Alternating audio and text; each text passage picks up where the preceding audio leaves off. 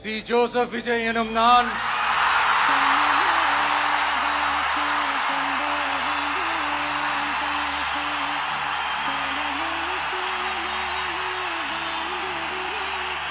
சட்டப்படி அமைக்கப்பெற்ற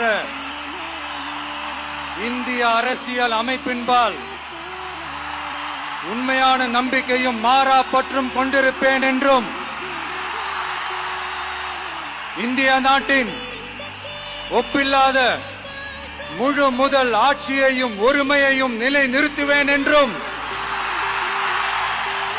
தமிழ்நாட்டு அரசின் முதலமைச்சராக உண்மையாகவும் உளச்சான்றின்படியும் என் கடமைகளை நிறைவேற்றுவேன் என்றும் அரசியல் அமைப்பிற்கும் சட்டத்திற்கும் இணங்க அச்சமும் ஒருதலை சார்பும் இன்றி விருப்பு வெறுப்பை விலக்கி பலதரப்பட்ட மக்கள் அனைவருக்கும் நேர்மையானதை செய்வேன் என்றும் ஆண்டவன் மீது ஆணையிட்டு உறுதிமொழிகிறேன்.